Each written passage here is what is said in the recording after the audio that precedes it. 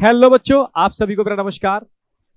तो बेटा यहां हम बात कर रहे हैं आज का इस सेशन का ड्रॉपर का सबसे पावरफुल बैच मंथन।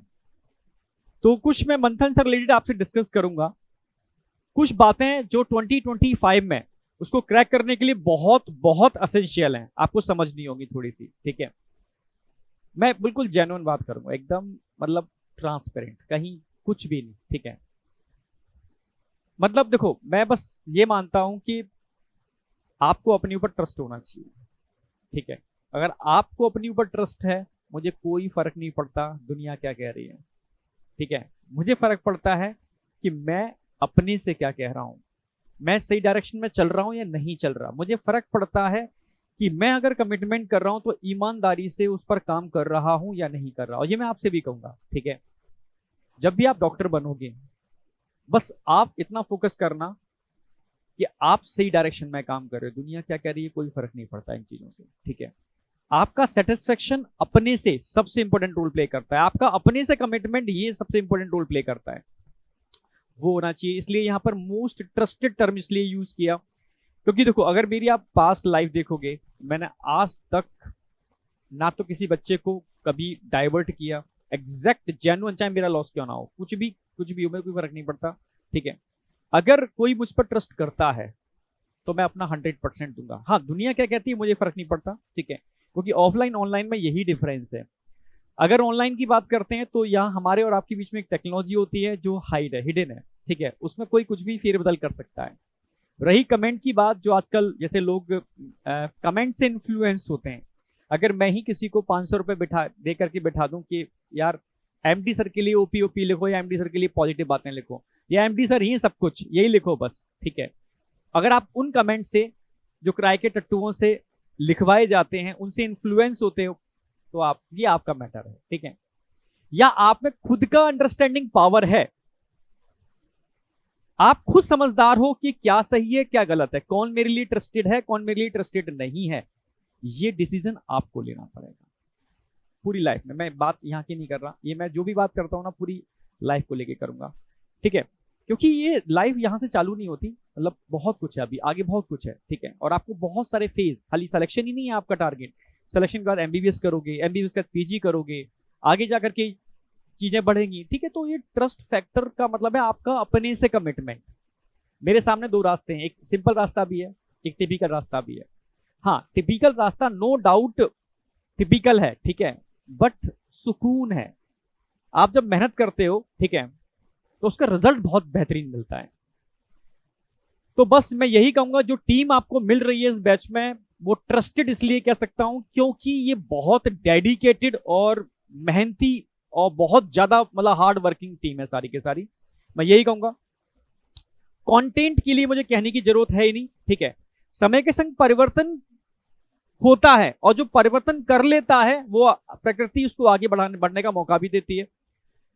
तो जैसे जैसे एनटीए चेंज करता जा रहा है, हमने भी अपनी चीजों में काफी चेंज किए हैं। अब मैं यहां आपको सिर्फ डेमो का मतलब है, सिर्फ इतनी बातें बताऊंगा कि 2025 में आपको 360 आउट ऑफ 360 कैसे अचीव करने, बिल्कुल जेन्युइन बताऊंगा, बिल्कुल जेन्युइन, क्योंकि मैं कोई यूट्यूबर नहीं हूं, पहले बता दूं। ठीक है, कि बड़ा चढ़ा के बातें करना, इधर उधर घुमा के बातें करना, और ये कर ये पता नहीं क्या क्या जो भी है। ठीक है, एकदम एग्जैक्ट जेन्युइन बताऊंगा। ठीक है, उसको आपने फॉलो कर लिया तो 360 आउट ऑफ 360 क्या मतलब 720 में से 720 का आपका टारगेट होगा, क्योंकि स्ट्रेटजी सबके ऊपर सेम ही एप्लीकेबल होती है।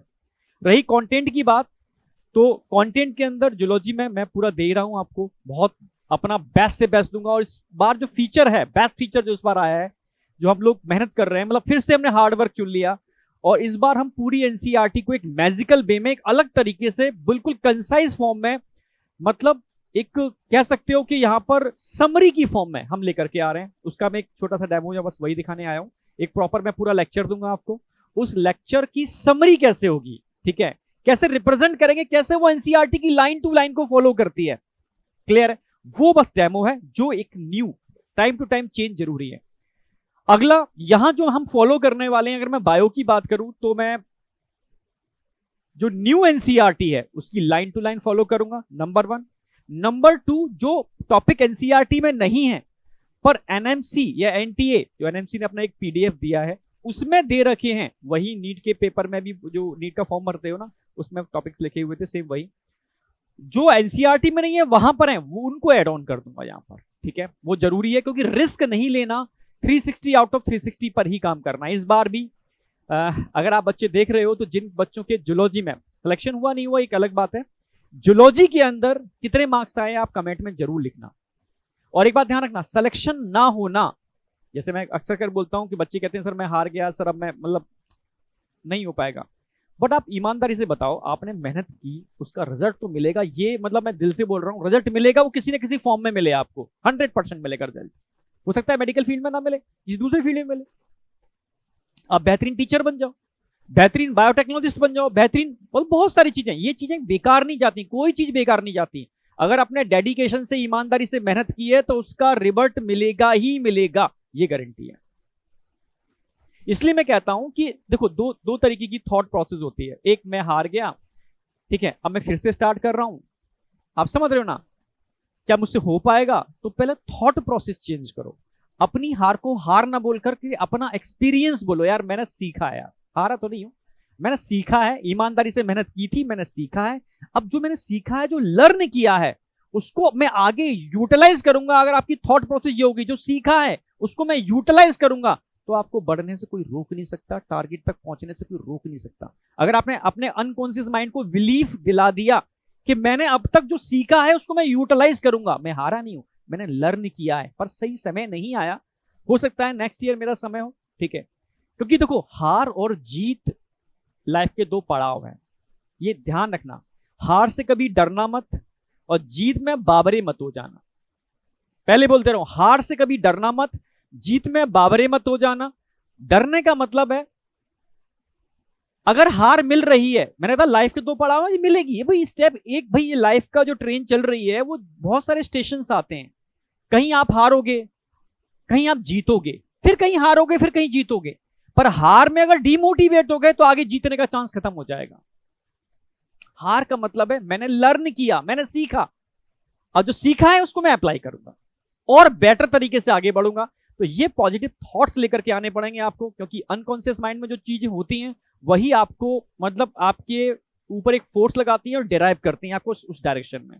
तो पहले मैंने बताया कि हार को हार ना मान करके लर्निंग मानो पहली बात, और एकदम अपने टारगेट पर डेडिकेशन से काम करो।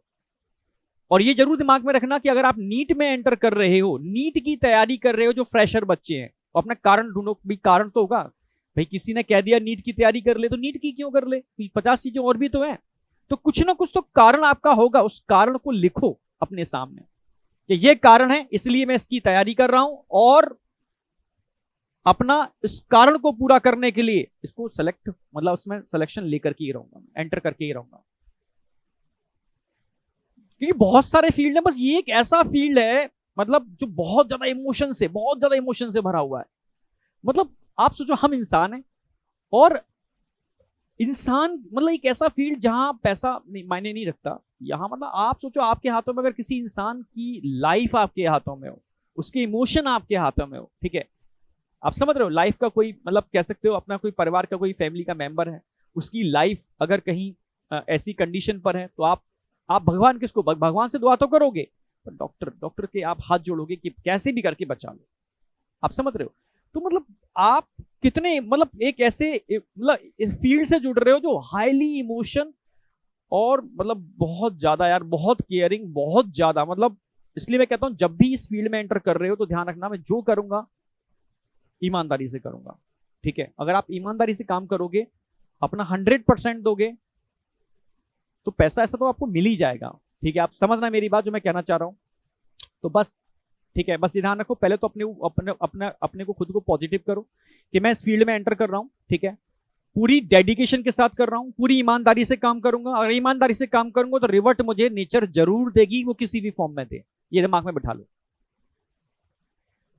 इस बैच के अंदर हम सब लोग, मैं जूलॉजी के अंदर, बॉटनी में आप जानते हो मैं अपना पूरा 100% दूंगा, चाहे कुछ भी हो जाए, चाहे कितना भी हार्ड वर्क करना पड़े, ठीक है। अगर मैं हार्ड वर्क करूंगा तो मैं आपको स्मार्ट वर्क करा पाऊंगा, ये गारंटी है, दिन और रात। क्योंकि इस बार मैं एनसीईआरटी को उस फॉर्म में लेकर के आ रहा हूं जो कल्पना से परे है, छोटा सा डेमो मैं दूंगा उसको, ठीक है। पहले मैं जिस तरीके से डिटेल टॉपिक पढ़ाऊंगा, लास्ट में समरी कैसे करूंगा, उसको समराइज कैसे करूंगा, जिसमें एनसीईआरटी की लाइन टू लाइन इंक्लूड होगी, और साथ में मैं एनसीईआरटी भी लेकर के आ रहा हूं।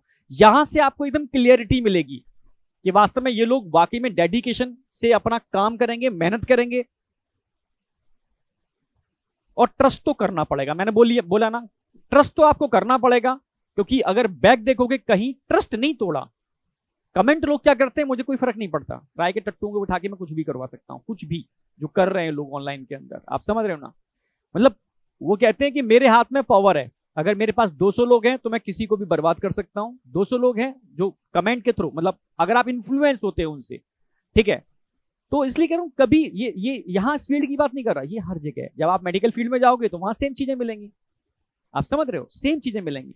तो इसलिए मैं कह रहा हूं कि हमेशा एकदम फोकस करो, अपने ऊपर ट्रस्ट करो। इतना तो आपको समझदार बनना पड़ेगा, जो टीचर आपको दे रहा है वो किस लेवल का दे रहा है, क्या वो बाकी में 2025 या कोई भी एग्जाम को क्रैक करने के लिए बेटर है नहीं। आप समझ पा रहे हो मेरी बात। तो ये चीजें आपको समझने पड़ेंगी, ठीक है। स्टार्टिंग में थोड़ा सा टाइम ले रहा हूं आपका, ठीक है, क्योंकि थोड़ा सा मैं बहुत कम ही यूट्यूब पर आ पाता हूं। तो आपसे बस इतना बस कहना चाहता हूं कि अपने ऊपर फेथ करो, अपने ऊपर ट्रस्ट करो। हम अपना 100% देंगे, ये आपको बिलीव करना पड़ेगा, ट्रस्ट करना पड़ेगा। डट के मेहनत करने वाले हैं, ठीक है। और ये बैच वास्तव में इस बार हम कोशिश कर रहे हैं कि कुछ ऐसा करो कि कहीं ना कहीं रैंक जनरेट हो। ऐसा दिल से मैं बोल रहा हूं, ठीक है, ऐसा बिल्कुल दिल से बोल रहा हूं, क्योंकि यहां जूलॉजी पूरे 100% में देने वाला हूं। बॉटनी में तरुण सर आपके संग मेहनत करते ही हैं, 100% देने वाले हैं। केमिस्ट्री में अगर बात करूं तो सर्वेश सर इस बार फिजिकल केमिस्ट्री को एक अल्टीमेट वे में, क्योंकि मेरा बहुत डिस्कशन हुआ कि सर कुछ भी, क्योंकि समय के संग परिवर्तन करना जरूरी है, और ऐसा कुछ लेकर के आओ सर फिजिकल केमिस्ट्री में कि बस मतलब बच्चा, मतलब उसको लगे कि यार पूरे में से पूरे मार्क्स आ रहे हैं, और वो फील करे फिजिकल केमिस्ट्री को पढ़ाई के साथ, मार्क्स के साथ। तो सर मैं पूरी एनसीईआरटी को एक अल्टीमेट वे में जैसा आप करते हो वैसे हम भी करेंगे इस बार बहुत बड़ी तरीके से। अगर वीटी सर की मैं बात करूं तो बेटा इस बार वीटी सर देखो, ये आप कोई नहीं कह सकता कोई लेक्चर में मेहनत नहीं करते, वो पूरा डेडिकेशन से लेक्चर में मेहनत करते हैं, अपनी जान डाल देते हैं। हाँ, एनसीईआरटी कन्वर्ट करने में उनको महारत है, ये है। तो और सोचो अगर फिजिक्स की बात करूं, जो फिजिक्स बच्चा कहता है कि फिजिक्स में इस बार आपको 2 ऐसे मतलब डायमंड मिल रहे हैं, यार मैं क्या बताऊं, ठीक है। एसीपी सर अपने में एकदम डायमंड है, और गौरव सर जिनके ढेरों सारे आप वीडियो देख सकते हो, मतलब अल्टीमेट वीडियो है उनके, ठीक है, जो बच्चे उनको लाइक करते हैं। बच्चे कह रहे हैं जो गौरव सर से पढ़ेंगे सर 11-12 दोनों गौरव सर से ही दो, जो एसीपी सर से पढ़े वो कह रहे हैं नहीं सर 11-12 दोनों एसीपी सर को दो। एक्चुअली दोनों ही डायमंड है, दोनों ही परफेक्ट है। तो मैं ये कह देता हूं बेटा, आगे अगर कोई भी बैच लॉन्च होगा उस बैच के अंदर हम, ठीक है, चेंज कर देंगे। अगर 11th एसीपी सर पढ़ा रहे हैं तो उसमें 12th वो पढ़ा देंगे, और यहाँ गौरव सर अगर 12th पढ़ा रहे हैं तो 11th उसमें पढ़ा देंगे, ठीक है। तो इससे क्या होगा, आपको दोनों टेस्ट मिल जाएंगे, पर दोनों टीचर ऑसम है, दोनों टीचर अल्टीमेट है। मैं सच कह रहा हूं, मैं इस बार मैं पूरे विश्वास के साथ कह सकता हूं, जो टीम आपको मिली है अल्टीमेट टीम है। सेकंड थॉट नहीं आना चाहिए आपके अंदर, बस एकदम जुट जाओ। बस हम अपनी तरफ से 1% छोड़ने वाले नहीं है, आप कोशिश करेंगे आपसे आपका 100% हम छीन लें, कोशिश करेंगे, पर आप कितना समन्वय बिठा सकते हो हमारे साथ वो आप पर डिपेंड करता है, आपके फेथ पर डिपेंड करता है। अगर मेरा विश्वास है तो मूर्ति में भगवान है, और अगर मेरा विश्वास नहीं है तो एक पत्थर की मूर्त है, और अगर मेरा विश्वास है तो मुझे उसका इफेक्ट मिलेगा। आप समझ रहे हो, मुझे पॉजिटिव एनर्जी मिलेगी वहां से, और मेरा विश्वास नहीं है तो वहीं से मुझे पॉजिटिव एनर्जी नहीं मिलेगी। सिंपल सी बात है। यानी जैसा आपका थॉट प्रोसेस होता है वैसा ही आपके संग होना चालू हो जाता है, क्योंकि जिन एलिमेंट से मिलकर के हमारी बॉडी बनती है वही सब चीज, वही बैलेंसिंग, वही से मिलकर के नेचर बनी है। तो नेचर के अंदर जो भी चीजें घटित होंगी वो आपके अकॉर्डिंग होंगी, आपकी थॉट के अकॉर्डिंग होंगी, आपकी सोच के अकॉर्डिंग होंगी। तो मैं इसलिए बोलता हूं, कभी ये मत सोचना कि आप हार गए, आपने लर्न किया है, और उस लर्निंग को आप आगे अपने टारगेट को अचीव करने में यूज करोगे, थकोगे नहीं, रुकोगे नहीं। भाई एक यही पड़ाव नहीं है, बहुत सारे पड़ाव हैं अभी आपके, बहुत सारे पड़ाव हैं। तो ये मेहनत करने का जज्बा अगर आपके अंदर है तो नीट क्या, आप कुछ भी फोड़ सकते हो यार। आगे आपको बहुत बढ़ना है, इंडिया मतलब बड़े लेवल पर आपको मेडिकल फील्ड में जाना है। इसलिए एकदम पॉजिटिव रहो, अपनी कमर कसो, इस बार करेंगे और जो टॉप रैंक आपके ड्रीम में है, आपके अनकॉन्शियस माइंड के अंदर है, इसको फिजिकल वे में कन्वर्ट करके रहेंगे। टीम की बात आती है तो कोई पीछे हटने वाला नहीं, ये गारंटी। अब बात आती है बेटा कि अगर मैं बायो की बात करूं तो टारगेट एक ही है, स्ट्रेटजी क्या है, ठीक है, सिंपल सी बात है, 360 आउट ऑफ 360 पर काम कर रहे हैं। इसमें जो संभव होगा बेस्ट से बेस्ट सारे मिलके करने वाले हैं, बेस्ट से बेस्ट सारे के सारे मिलके करने वाले हैं, वो आप खुद ही देखोगे, ठीक है। स्ट्रेटजी की अगर बात की जाए तो स्ट्रेटजी के अंदर एक कॉमन स्ट्रेटजी जो इस बैच में हम फॉलो कर रहे हैं, जो वाकई में एकदम एक्सपेरिमेंटल है, ट्रस्टेड है, रिजल्ट में कन्वर्ट होगा ही होगा, ठीक है। क्योंकि क्लास नोट्स मैंने बता दिया according to new NCERT, new NCERT को हम फॉलो करने वाले हैं। पर कुछ टॉपिक न्यू एनसीईआरटी में नहीं है, पर उन टॉपिक को एनएमसी ने अपनी पीडीएफ में डाल रखा है, उनको इसमें एड ऑन करने वाले हैं। पहली बात, इस साल का सबसे अगर यूनिक फीचर कहा जाए तो दो यूनिक फीचर हैं। पहला यूनिक फीचर है चैप्टर समरी, उसका डेमो मैं देने वाला हूं, ठीक है। पहले मैं पूरा टॉपिक पढ़ाऊंगा, फिर समरी करूंगा उसकी, तब आप समझ पाओगे कि किस तरीके से इस बार ये पूरी बायो को या पूरी केमिस्ट्री को और फिजिक्स को एकदम मुट्ठी में बंद करने वाले हैं।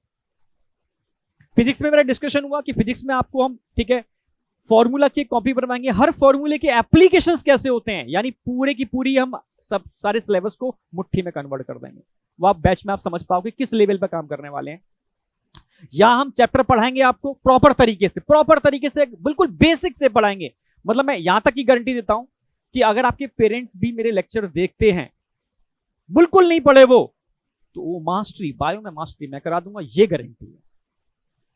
तो आप तो ऑलरेडी आप समझ रहे हो ना, उस फील्ड में हो, ठीक है। तो बायो की गारंटी मैं पूरी मैं अपनी खुद की ले रहा हूं 100%, और हर सब्जेक्ट की हर टीचर अपनी पूरी गारंटी ले रहा है कि मेरे कहने की जरूरत नहीं, वो अपने खुद डेडिकेशन से पूरा मेहनत कर रहे हैं, ठीक है। बिल्कुल बेसिक से, मैं कह रहा हूं बिल्कुल बेसिक से, जो पढ़ाई नहीं है वो मास्टरी करेगा।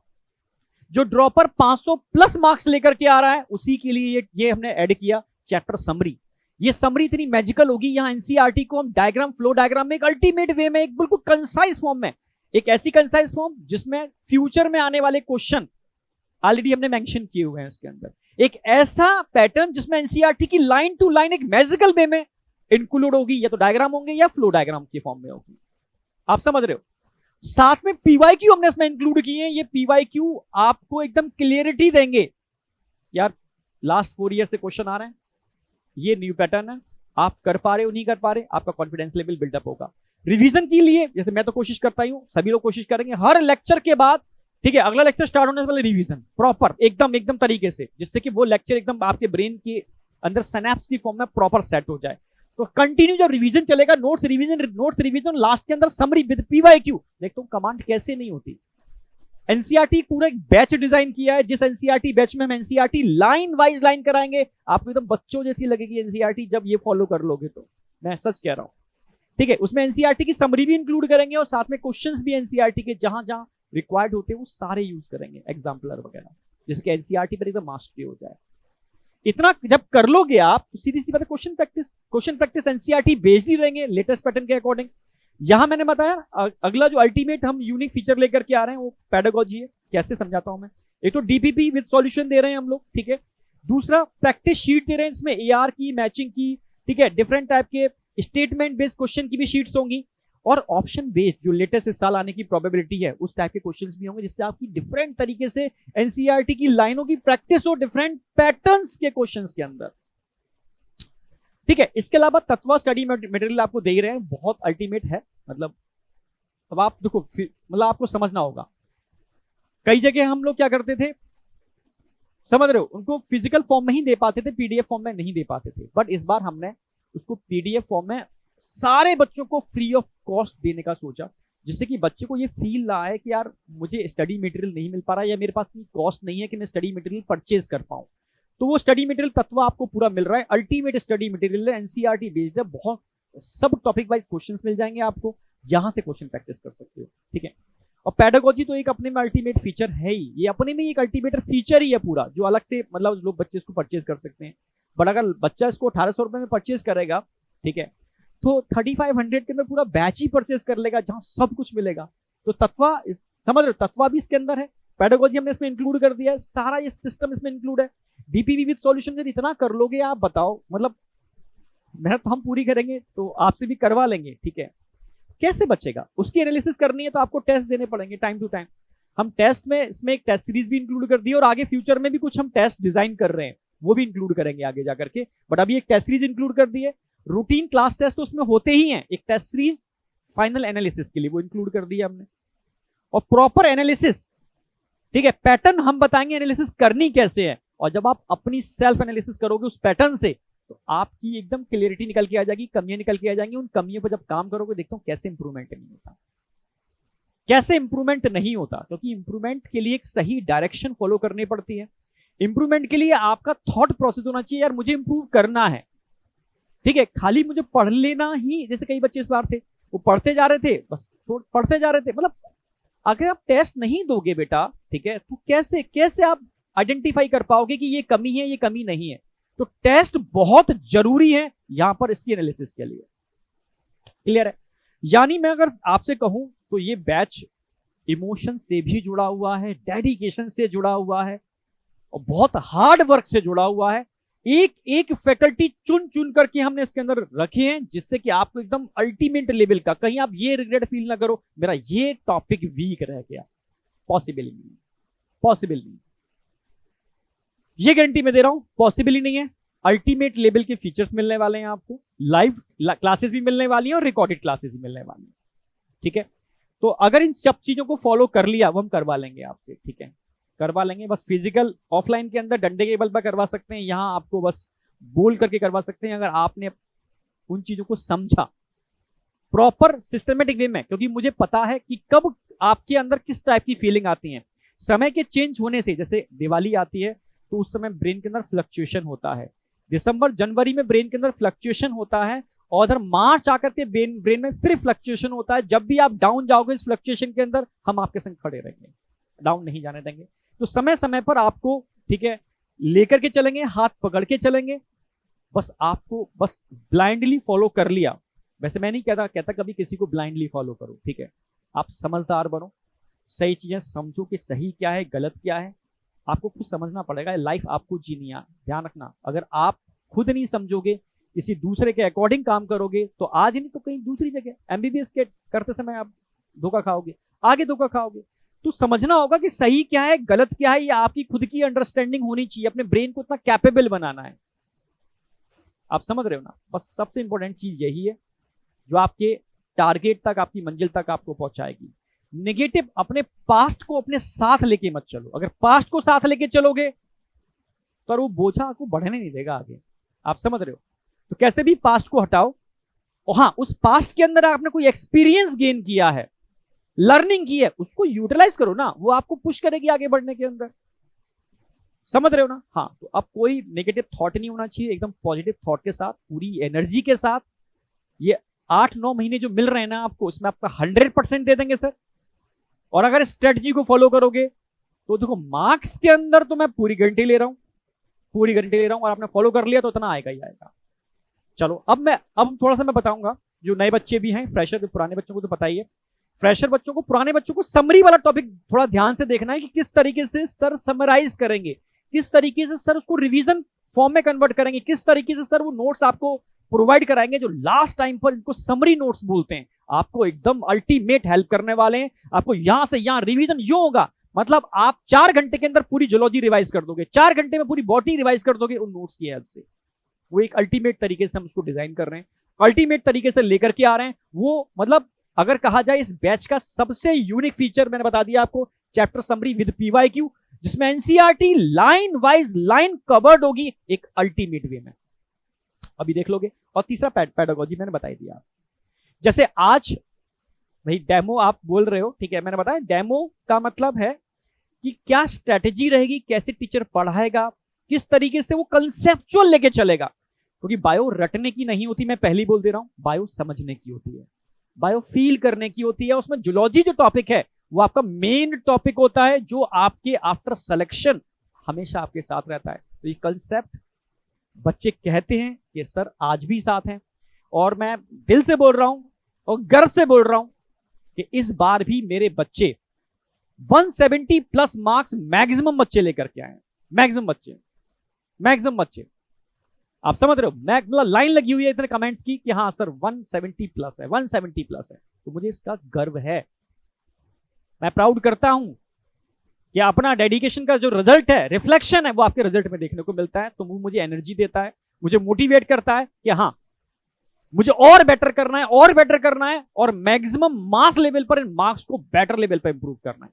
वो मैं करूंगा, मैं अपना, क्योंकि मैंने जो पाथ चुना है हार्ड वर्किंग है, और मैं करूंगा। ठीक है, डिसीजन आपको लेना है। ठीक है, चलो, जैसे मैंने यहां टॉपिक उठा लिया है रिप्रोडक्टिव साइकिल, एनसीईआरटी का एक पैरा मैंने इंक्लूड किया जो मैं रूटीन लेक्चर में यूज करता हूं, पर इस बार समझाने का तरीका अलग होगा, समरी इसका अल्टीमेट सॉल्यूशन है। ठीक है, अगर मैं रिप्रोडक्टिव साइकिल की बात करता हूं जो हर फीमेल में होती है, हर फीमेल में मिनार्के से स्टार्ट होती है, मेनोपॉज यानी मिनार्के वही 12-13 साल वाली उम्र होती है, और मेनोपॉज वही 50 साल वाली उम्र होती है। इसके बीच में साइकिल रन होती है। इस साइकिल को प्रकृति की साइकिल से भी जोड़ा जाता है, क्योंकि ये साइकिल वो साइकिल है जो प्रकृति में हम सबके अस्तित्व के लिए रिस्पॉन्सिबल है, जीवन के लिए रिस्पॉन्सिबल है। इस साइकिल के थ्रू ही, आप समझ रहे हो, चीजें बनती हैं और जीवन चक्र चलता है, जीवन पनपता है। जैसे आप किसी फसल को बोते हो खेतों में, तो खेत को तैयार करना पड़ता है उस फसल को बोने के लिए। जब वो खेत तैयार होता है तब जाकर के वहां जीवन अंकुरित होता है, फसल बनती है।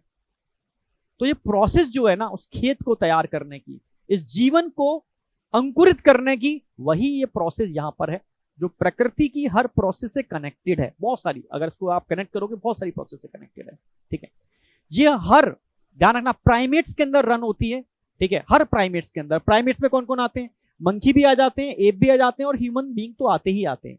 ये साइकिल 28 ±2 डेज की होती है। इस साइकिल में कुछ पड़ाव हैं, फेज हैं, आप समझ रहे हो। अब साइकिल दो जगह, इसका इफेक्ट दो जगह होता है, एक यूट्रस के अंदर और एक ओवरी के अंदर।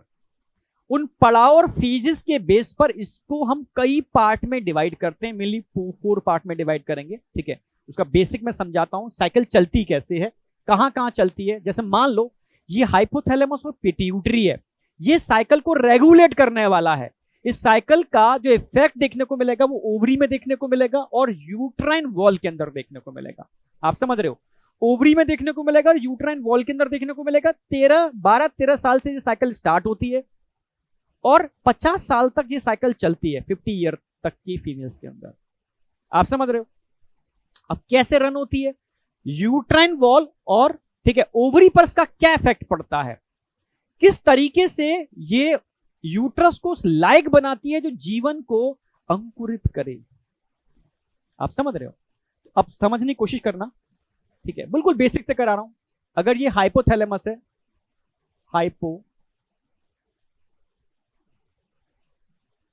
हमारे ब्रेन के अंदर हाइपोथैलेमस होता है और उसी से पिट्यूटरी हैंग करती है, और नीचे जो दिख रही है आपको पिट्यूटरी है। ठीक है, इट इज अ पिट्यूटरी। ठीक है, नीचे पिट्यूटरी दिख रही है, ऊपर आपको हाइपोथैलेमस दिख रहा है। ओके, अब क्या होता है, जब भाई ब्रेन को ही तो बायोलॉजिकल क्लॉक, ठीक है, तो जब वो आपकी अवस्था आती है 12 और 13 साल वाली अवस्था प्राइमेट्स के अंदर, तो ऑटोमेटिकली पिट्यूटरी से एक हार्मोन निकलता है, पिट्यूटरी से एक हार्मोन निकलता है, समझना, स्पेशली एंटीरियर लोब से एक हार्मोन निकलता है। इस हार्मोन को हम बोलते हैं FSH, फॉलिकल स्टिमुलेटिंग हार्मोन। ठीक है, प्यूबर्टी से निकलना स्टार्ट होता है फॉलिकल स्टिमुलेटिंग हार्मोन, और ये हार्मोन ओवरी में मिलने वाले फॉलिकल को स्टिमुलेट करता है मैच्योर होने के लिए। आप समझना, ये 28 ± डेज की साइकिल है। ठीक है, तो पिट्यूटरी से एक हार्मोन निकलता है FSH, फॉलिकल स्टिमुलेटिंग हार्मोन, एक ऐसा हार्मोन जो फॉलिकल्स को जो ओवरी के अंदर है स्टिमुलेट करता है मैच्योर होने के लिए। ठीक है, साइज बढ़ने के लिए, ग्राफिन फॉलिकल में कन्वर्ट होने के लिए। तब जाकर के ये फॉलिकल धीरे धीरे मैच्योर होते हैं और अपने साइज को इंक्रीज करते हैं। ठीक है, आगे जाके थोड़ा बड़े साइज का फॉलिकल बनेगा, और आगे बढ़ोगे तो और बड़े साइज का फॉलिकल बनेगा, आगे जाकर के और बड़े साइज का फॉलिकल बनेगा। तो इस तरीके से फॉलिकल का साइज धीरे धीरे बढ़ता जा रहा है, और एक अवस्था आएगी जब फॉलिकल का साइज बहुत बड़ा हो जाएगा, और जहां पर क्या होगा, ओव्यूलेशन। ये ओव्यूलेशन की प्रक्रिया होगी, समझना, इस ओव्यूलेशन की प्रक्रिया होगी यहां पर आकर के। तो ये प्रोसेस के लिए कौन सा हार्मोन रिस्पॉन्सिबल है, समझना मेरी बात। यहां पर फॉलिकल स्टिमुलेटिंग हार्मोन है जो इन प्राइमरी फॉलिकल को कन्वर्ट कर रहा है मैच्योर ग्राफिन फॉलिकल के अंदर। आप समझना, इन प्राइमरी फॉलिकल को कन्वर्ट कर रहा है मैच्योर ग्राफिन फॉलिकल के अंदर। ठीक है, ये कौन सा फॉलिकल है? It is a primary follicle, primary follicles. और धीरे धीरे प्राइमरी फॉलिकल कन्वर्ट किसमें हो रहे हैं? आप बोलोगे ग्राफिन फॉलिकल्स के अंदर।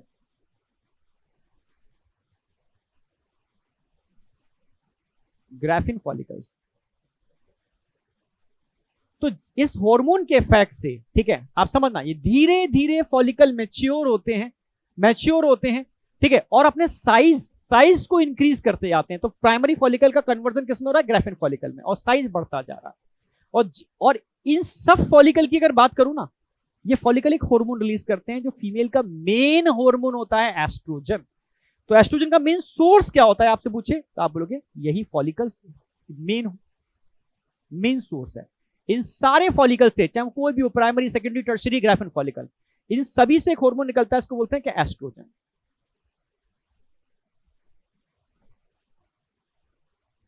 और यही एस्ट्रोजन हार्मोन धीरे धीरे निकलना चालू होता है। यही एस्ट्रोजन जो हार्मोन है, ये इफेक्ट डालता है यूट्राइन वॉल के ऊपर। तो अगर मैं एस्ट्रोजन की बात करूं तो एस्ट्रोजन का इफेक्ट क्या होता है? Wall of uterus. यानी यहां हर चीज एक दूसरे से इंटरकनेक्टेड है। समय आता है, पिट्यूटरी से एफएसएच निकलता है, फॉलिकल स्टिमुलेटिंग हार्मोन। फिर ये हार्मोन धीरे धीरे इन फॉलिकल को मैच्योर करता है, साइज में इंक्रीज करता है, और ये फॉलिकल के जो सेल्स होते हैं वो एक हार्मोन को निकालना चालू करते हैं, उसको बोलते हैं एस्ट्रोजन। और ये एस्ट्रोजन धीरे धीरे यूट्राइन वॉल के अंदर चेंज करता है, उसका प्रोलिफरेशन कराता है, उसका डिवीजन कराता है, उसको समझ रहे, थिकनिंग को इंक्रीज करता है। ठीक है, आप समझ रहे हो? तो ये क्या हो रहा है भाई? ये एफएसएच क्या कर रहा है? Development of follicle. ये चल क्या रहा है? Development of follicle. समझना मेरी बात, ये क्या चल रहा है? Development of follicles. फॉलिकल्स का डेवलपमेंट हो रहा है इस एफएसएच की वजह से, और यहां ये फॉलिकल एस्ट्रोजन रिलीज कर रहे हैं, और एस्ट्रोजन क्या काम करा रहा है? Thickening of endometrium. Thickening of endometrium. Uterine wall, uterus की जो वॉल होती है उसकी धीरे धीरे थिकनिंग होगी, किसके इफेक्ट से? आप बोलोगे एस्ट्रोजन की वजह से। तो एस्ट्रोजन क्या काम करेगा? इसको धीरे धीरे थिक कराएगा, इसको धीरे धीरे इसकी थिकनिंग को इंक्रीज करेगा। आप समझ गए ना मेरी बात?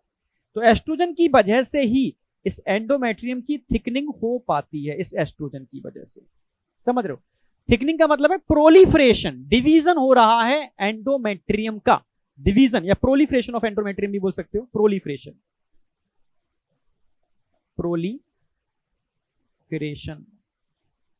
Of endometrium. यानी यहां पर एंडोमेट्रियम का डिवीजन चल रहा है, प्रोलिफरेशन चल रहा है इस एस्ट्रोजन की वजह से।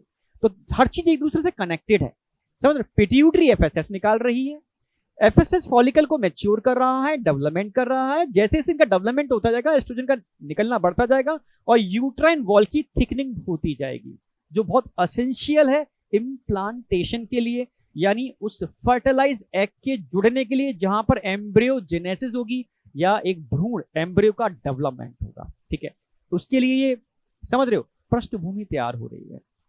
बहुत एसेंशियल फीचर है इसका। क्लियर है? बिल्कुल।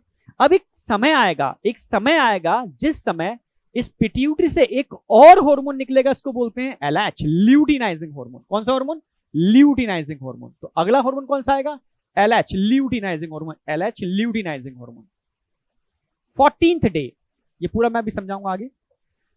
ठीक है, अब जब ये हार्मोन निकलता है तो ये हार्मोन क्या काम करेगा? ये हार्मोन सीधा ओवरी के अंदर, यहां पर इस मैच्योर ग्राफिन फॉलिकल को रप्चर कराएगा, इसको बोलते हैं ओव्यूल्यूशन। तो क्या हो रहा है यहां पर? ओव्यूल्यूशन हो रहा है,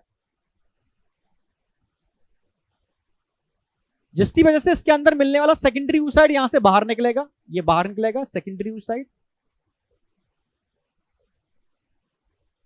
और सेकेंडरी oocyte बाहर निकल जाएगा तो यहां पर ये रप्चर्ड फॉलिकल बचेगा, फटा हुआ रप्चर्ड फॉलिकल बचेगा, ये फटा हुआ रप्चर्ड फॉलिकल बचेगा, ये बिल्कुल एकदम ब्रेक किया हुआ। धीरे धीरे इसी हार्मोन के इफेक्ट से, यही एलएच हार्मोन, ये एलएच हार्मोन इस धीरे से इस रप्चर्ड फॉलिकल को भी एक प्रॉपर ग्लैंड में कन्वर्ट करेगा, येलो कलर की ग्लैंड, इसको बोलते हैं कॉर्पस ल्यूटियम। यानी यहां पर एलएच हार्मोन कॉर्पस ल्यूटियम बनाने का काम कर रहा है, ल्यूटिनाइजिंग हार्मोन कॉर्पस ल्यूटियम बनाने का भी काम कर रहा है, और यही हार्मोन ओव्यूलेशन करा रहा है, सेकेंडरी oocyte को बाहर निकाल रहा है। और जब कॉर्पस ल्यूटियम का फॉर्मेशन होता है, फॉर्मेशन ऑफ कॉर्पस ल्यूटियम,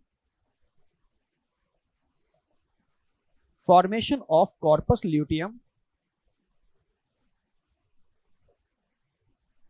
तो कॉर्पस ल्यूटियम एक एंडोक्राइन ग्लैंड की तरह बिहेव करेगा। इस बार मेरी कोशिश रहेगी मैं हर चीज 3D एनिमेशन से ही दिखाऊं, या एनिमेशन खुद क्रिएट करूंगा मैं, आप समझ रहे हो, एक अल्टीमेट वे में। तो फॉर्मेशन ऑफ कॉर्पस ल्यूटियम जो अगेन कुछ हार्मोन रिलीज करेगा, जैसे जैसे प्रोजेस्टेरॉन, जैसे प्रोजेस्टेरॉन, जैसे एस्ट्रोजन।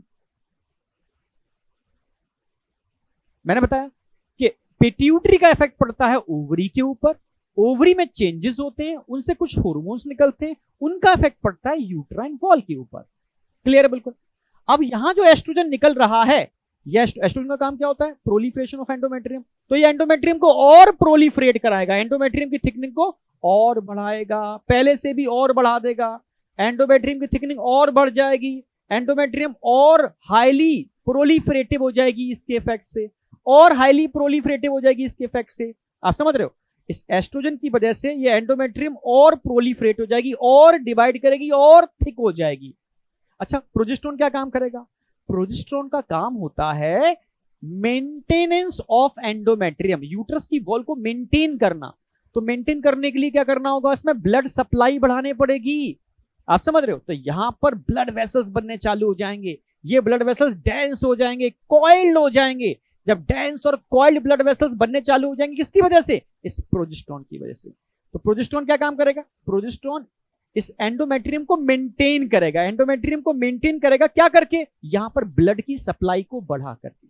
तो धीरे धीरे ये एंडोमेट्रियम हाईली वेस्कुलराइज ग्लैंडुलर हो जाएगी, हाईली वेस्कुलराइज ग्लैंडुलर हो जाएगी, साथ में ग्लैंड्स बन जाएंगे इसके अंदर, बहुत सारे ग्लैंड्स। आप समझ रहे हो? और ये सीक्रेशन करना चालू कर देंगे, ये ग्लैंड सीक्रेशन करना चालू कर देंगे। इसीलिए यहां जो फेज आएगी, इसको सिक्रेटरी फेज या ग्लैंडुलर फेज या ल्यूटियल फेज भी बोल सकते हो, क्योंकि ये सब कुछ कॉर्पस ल्यूटियम की वजह से हो रहा है। तो कॉर्पस ल्यूटियम की वजह से यहां पर जो एंडोमेट्रियम है हाली सिक्रेटरी ग्लैंडुलर हो रही है, कॉइल्ड ब्लड वेसल्स बन रहे हैं, जिसको मेंटेन करने का काम कर रहे हैं। ठीक है, पर ये तभी तक संभव है जब तक कॉर्पस ल्यूटियम जिंदा है। ये तभी तक काम करेगा जब तक यहां पर ल्यूटिनाइजिंग हार्मोन मेंटेन है। पर ये तो पिट्यूटरी से निकलना है ना, एक समय आएगा जब ल्यूटिनाइजिंग हार्मोन क्या कर जाएगा? कम हो जाएगा। जैसे ही ल्यूटिनाइजिंग हार्मोन कम हुआ, तो ये कॉर्पस ल्यूटियम डीजनरेट कर जाएगा, एक व्हाइट कलर की बॉडी बन जाएगी, इसको बोलते हैं कॉर्पस एल्बाइकेंस, कॉर्पस एल्बाइकेंस। और तुरंत ही इस प्रोजेस्टेरॉन एस्ट्रोजन का लेवल कम हो जाएगा, और यही एंडोमेट्रियम जो बन रही थी अब टूटना चालू हो जाएगी। जो एंडोमेट्रियम बन चुकी थी ना, अब ये एंडोमेट्रियम टूटना चालू होगी, जो एंडोमेट्रियम ब्रेक करना चालू कर देगी। एंडोमेट्रियम जब ब्रेक करेगी ना, तो ब्लीडिंग होगी, इसके टूटने से क्या होगी? ब्लीडिंग। ये ब्लड वेसल्स क्या होंगे? टूटना चालू कर देंगे, ब्लीडिंग होना स्टार्ट हो जाएगी, ब्लीडिंग होना स्टार्ट हो जाएगी, ये ब्लड्स निकलना चालू हो जाएगा, और ये ब्लड्स धीरे धीरे ये ब्लड यहां से होता हुआ बाहर निकलेगा। जब ब्लड निकलना बाहर चालू हो जाता है एंडोमेट्रियम के टूटने की वजह से, इसको बोलते हैं मेंस्ट्रुअल फेज। आप समझ रहे हो? जो मंथ के अंत में ये फेज आती है, जिसमें ब्लड धीरे धीरे ब्लड लॉस होना स्टार्ट हो जाता है, और ब्लड निकलना बाहर चालू कर देता है, मेंस्ट्रुअल फेज आ जाती है। तो प्रकृति का आप देख रहे हो ना, यहां पर ब्रेन इसको रेगुलेट कर रहा है। इसकी वजह से जो इवेंट हो रहे हैं वो कहां पर हो रहे हैं? ओवरी के अंदर हो रहे हैं। ओवरी में जो इवेंट हो रहे हैं उनसे कुछ हार्मोन निकल रहे हैं, like estrogen and progesterone, estrogen both. ये एस्ट्रोजन इस यूट्रस के अंदर एंडोमेट्रियम की थिकनिंग को कर रहा है, या प्रोलिफरेशन को कर रहा है, डिवीजन को कर रहा है। प्रोजेस्टेरॉन इस एंडोमेट्रियम के अंदर ब्लड वेसल्स को मेंटेन कर रहा है, ग्लैंड्स बना रहा है, हाईली सिक्रेटरी बना रहा है। और एक समय जब आता है जब एलएच कम हो जाता है, तो ये भी खत्म हो जाती है, corpus luteum convert into corpus albicans, एक white body, degenerated corpus luteum, टूटा हुआ कॉर्पस ल्यूटियम। आप समझ रहे हो? बस इसके बनते ही इन हार्मोन का लेवल कम हो जाता है, ना तो एंडोमेट्रियम का डिवीजन होता है, ना वो मेंटेन रह पाती, तुरंत टूटना स्टार्ट हो जाता है और ब्लड की फॉर्म में ये बाहर निकलना चालू कर देती है। इसको मेंस्ट्रुअल फेज बोलते हैं इस पूरे इवेंट की।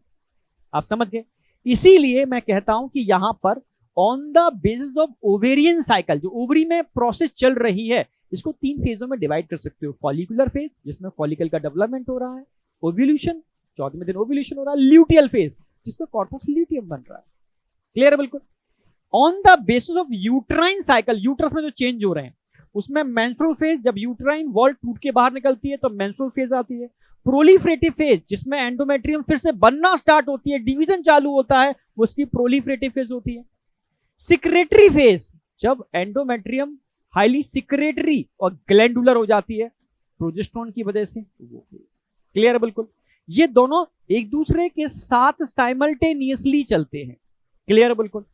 तो इसी चीज को, ये कंसेप्चुअल बात हुई, मैं हमेशा हर टॉपिक को पहले समराइज करता हूं कि एक्चुअल में है क्या, उसका रोड मैप बनाना कहते हैं। ठीक है, रोड मैप बनाता हूं, फिर उस टॉपिक को एक एक स्टेप बाय स्टेप कंसेप्चुअल आगे लेके चलता हूं। और इस बार मैं लास्ट में समरी यूज करूंगा पूरे चैप्टर की, जिसमें एनसीईआरटी की एक एक लाइन इंक्लूड होगी। देखता हूं आपकी मास्टरी कैसे नहीं होती है। पढ़ाना टारगेट नहीं है इस बार, टारगेट है एकदम मास्टरी करा देना, कंसेप्ट को एक अल्टीमेट लेवल पर लेके जाना, बिल्कुल जीरो से, बिल्कुल बेस से, बिल्कुल बेसिक से। और सही माने में इस बार कोशिश रहेगी कि एनसीईआरटी की बहुत बेहतरीन तरीके से मास्टरी कराई जाए। ठीक है, आप समझ रहे हो? हाँ, तो पूरी कोशिश रहेगी। मैंने कहा एनसीईआरटी और साथ में एनएमसी ने जो पीडीएफ दे रखी है उनके टॉपिक, जो एनसीईआरटी में नहीं होंगे पर वो अल्टीमेट वे में हम खुद कराएंगे। ठीक है, आपको बस फेथ करना होगा, जो एनसीईआरटी में नहीं है बट एनएमसी की पीडीएफ में। क्लियर है? बिल्कुल। एकदम अल्टीमेट वे में लेके चलेंगे, क्योंकि टारगेट इस बार रैंक का है। ठीक है, ओके। बस ड्रॉबैक एक ही होता है, अब दिल से बोल रहा हूं, बहुत मेहनत करते हैं बच्चे के संग, बहुत पढ़ाते हैं, और बच्चे कहीं ना कहीं किसी और सिस्टम से भी जुड़े होते हैं, उसको यूज नहीं कर रहे होते हैं, बट समझ रहे, उनको लगता है कि यार यहाँ फीस बहुत कम है, क्या सिलेक्शन हो पाएगा नहीं हो पाएगा, तो उनको एक साइड सीट में लेने के लिए बड़ी किसी इंस्टीट्यूट में जुड़ जाते हैं। ठीक है, मेहनत हम करते हैं बट लास्ट टाइम पर वो नाम नहीं लेते हैं, नाम समझ रहे हो, जो भी है, या तो हाइड कर देते हैं, किसी और का नाम नहीं लेते, बट नाम नहीं लेते हैं। ठीक है, बट बस मैंने बोला ना, फर्क नहीं पड़ता, आपका सेटिस्फेक्शन फर्क पड़ता है कि मैं सेटिस्फाइड हूं कि मैंने जो कंटेंट दिया बेटर दिया, मैंने अपनी पूरी कोशिश की है, चाहे बच्चा डायरेक्टली पढ़े या डायरेक्टली ना पढ़े। ठीक है, बच्चा अगर छोटे से बैच को लेने में कैपेबल है तो ठीक, तो यूट्यूब पर तो मैं पूरा कंटेंट दूंगा ही, आगे भी दूंगा और देता रहूंगा। ठीक है, जब तक जान है तब तक देता रहेंगे हम लोग। ठीक है, पूरा कोशिश करते रहेंगे आपका एक बेहतर सपोर्ट सिस्टम बनने की। आप कमेंट क्या करते हो, मैं सच कह रहा हूं, मैं पॉजिटिव कमेंट होते हैं तो उससे एनर्जी ले लेता हूं, कुछ नेगेटिव कमेंट्स होते हैं तो उनसे भी सीखने की कोशिश करता हूं और क्या बेटर कर सकते हैं। ठीक है, आप समझ रहे हो, पर मैं कोशिश यही करूंगा कि बेटर से बेटर करें, आपके लिए एक बेहतर सपोर्ट सिस्टम बने। ठीक, तो इस तरीके से हम एक समरी देंगे आपको, पहले स्टार्टिंग में समरी नहीं है, एक तरीके से अलग एक रोड मैप है। अब फिर हम, जैसे मैं एक एग्जांपल ले रहा हूं, फिर आपके एक एक टॉपिक को क्रिस्टल क्लियर करके चलेंगे और लास्ट में हम समरी देंगे। ठीक है, जैसे अगर मेंस्ट्रुअल साइकिल की मेंस्ट्रुअल फेज की बात करता हूं, अब देखो जिस बच्चे का बिल्कुल बेसिक कमजोर है उसको यहां से उठाएंगे हम। ठीक है, आप सब पहले हम उसको रूपरेखा दे देंगे, रोड मैप दे देंगे। अब मेंस्ट्रुअल फेज की बात करता हूं, ये कितने दिन की फेज होती है, एनसीईआरटी लिखती है 3 से 4 या 5 दिन की फेज होती है, 3 to 5 डेज की। ठीक है, कितने दिन की होती है, 3 to 5 डेज की, 3 to 5 डेज की, 3 से 4 दिन वाली, 4 दिन में चलने वाली एक अवस्था है। इसमें होता क्या है इस फेज में, हर चीज के पीछे कारण होगा भाई, क्या होता है इस फेज में। इस फेज में मेंस्ट्रुअल फेज बोल रहे हैं, यहां क्या होता है, ब्रेकडाउन ऑफ एंडोमेट्रियम।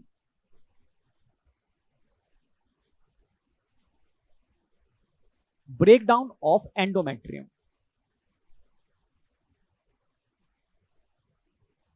यह एंडोमेट्रियम का ब्रेकडाउन हो रहा है। ठीक है, अब समरी भी बताऊंगा लास्ट में, वो बहुत इंपॉर्टेंट रोल प्ले करती है उन बच्चों के लिए जो ड्रॉपर में हाई स्कोर लेकर के आए। बस वो समरी देखेंगे, पीवाईक्यू लगाएंगे और जो हम प्रैक्टिस मटेरियल दे रहे हैं वो करेंगे, और समय समय पर हम जो काउंसलिंग करेंगे उसमें पार्टिसिपेट करना है, और टेस्ट और एनालिसिस। मैं सच कह रहा हूं, अगर उनके इस बार 550 आ रहे हैं तो नेक्स्ट ईयर वो टारगेट बनाए 700 प्लस का, 100% आएंगे, 100% आएंगे। ठीक है, ठीक है, तो ब्रेक डाउन ऑफ एंडोमेट्रियम, तभी तो यहाँ एंडोमेट्रियम ब्रेक हो रही है। एंडोमेट्रियम ब्रेक क्यों हो रही है, क्यों लगाओ ना भाई, क्यों हो रही है एंडोमेट्रियम ब्रेक? एंडोमेट्रियम ब्रेक इसलिए हो रही है यहाँ पर क्योंकि एंडोमेट्रियम को मेंटेन करने वाला एक हार्मोन होता है प्रोजेस्टेरोन। क्या हो रहा है यहाँ पर? डिक्रीज लेवल ऑफ प्रोजेस्टेरोन, इसलिए एंडोमेट्रियम ब्रेक हो रही है क्योंकि प्रोजेस्टेरोन का लेवल कम हो रहा है। अच्छा, प्रोजेस्टेरोन का लेवल कम क्यों हो रहा है भाई? कौन है जो प्रोजेस्टेरोन का लेवल को कम कर रहा है? और प्रोजेस्टेरोन का काम क्या होता है? ये एंडोमेट्रियम को मेंटेन करता है। प्रोजेस्टेरोन क्या काम करता है? मेंटेन करता है, मेंटेन एंडोमेट्रियम।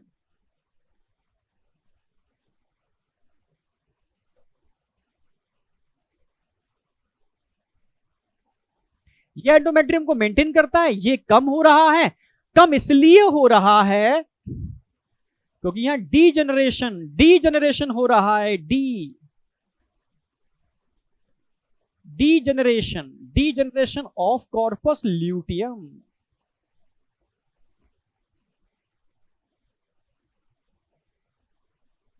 कॉर्पस ल्यूटियम का डीजनरेशन हो रहा है, आप समझ रहे हो?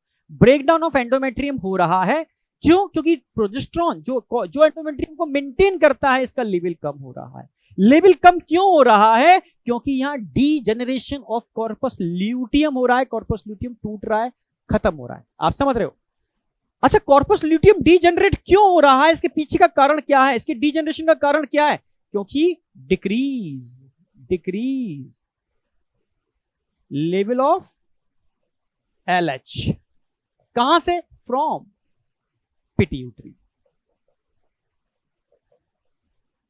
पिट्यूटरी ग्लैंड से LH ल्यूटिनाइजिंग हार्मोन का लेवल कम हो रहा है, इसलिए कॉर्पस ल्यूटियम डीजनरेट कर रहा है, क्योंकि ये कॉर्पस ल्यूटियम को मेंटेन करता है।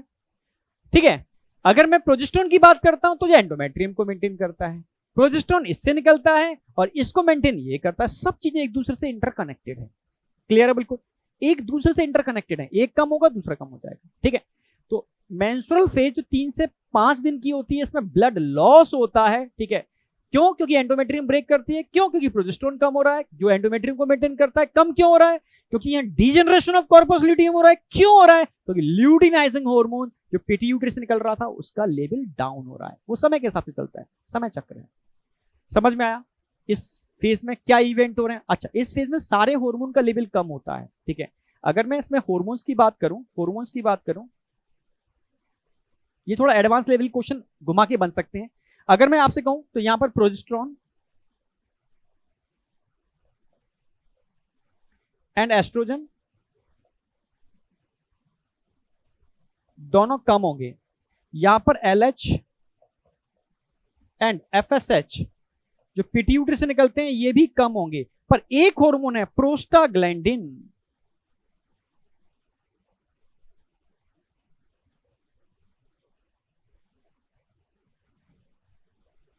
प्रोस्टाग्लैंडिन का लेवल बढ़ जाता है। और प्रोस्टाग्लैंडिन एक ऐसा हार्मोन होता है, लोकल हार्मोन, जो लोकल टिश्यू से निकलता है, जो स्मूथ मसल्स में कॉन्ट्रैक्शन कराता है, जिससे कि जो एंडोमेट्रियम टूट रही थी ना, वो प्रॉपर तरीके से बाहर आ जाए, स्लज आउट हो जाए। देखा होगा इस समय कुछ थोड़ा सा पेन होता है, कॉन्ट्रैक्शन होते हैं, वो इसी हार्मोन की वजह से। ठीक है, तो प्रोस्टाग्लैंडिन की बात करता हूं, उसका लेवल बढ़ रहा है। ये करता क्या है prostaglandin?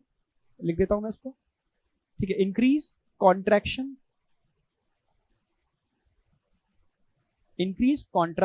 In smooth muscles of uterus. समझ में आया? तो एक एक चीज क्रिस्टल क्लियर करनी है। मेंस्ट्रुअल फेज 3 से 5 दिनों की होती है। एंडोमेट्रियम ब्रेक करती है क्योंकि इसको मेंटेन करने वाला प्रोजेस्टेरोन डाउन हो रहा है क्योंकि कॉर्पस ल्यूटियम डीजनरेट कर रहा है क्योंकि इसको मेंटेन करने वाला LH डाउन हो रहा है। और LH पिट्यूटरी से निकलता है, समय चक्र समय के हिसाब से चलता है। ठीक है, हार्मोन का लेवल क्या हो रहा है? प्रोजेस्टेरोन, एस्ट्रोजन घट रहे हैं, LH FSH घट रहे हैं, सब घट रहे हैं, बट प्रोस्टाग्लैंडिन का लेवल बढ़ रहा है, जो स्मूथ मसल्स में कॉन्ट्रैक्शन कराता है और इस एंडोमेट्रियम को जो टूट रही है, स्लज आउट करता है, बाहर निकलता है प्रॉपरली। एक फेज क्लियर हुई। अगली फेज कौन सी आएगी? अगली फेज आएगी फॉलिक्यूलर फेज, जिसको प्रोलिफरेटिव फेज भी कहते हैं। क्यों फॉलिक्यूलर फेज बोल रहे हैं? क्योंकि यहां क्या हो रहा है? डेवलपमेंट ऑफ फॉलिकल्स हो रहा है। Development of follicle. Follicular phase क्यों बोल रहे हैं इसको? क्योंकि यहां पर क्या हो रहा है? डेवलपमेंट। फॉलिकुलर फेज क्यों बोल रहे हैं इसको? और प्रोलिफरेटिव फेज क्यों बोल रहे हैं, दोनों ही बिल्कुल एक क्रिस्टल क्लियर करेंगे। भाई यहां हो क्या रहा है, डेवलपमेंट ऑफ फॉलिकल।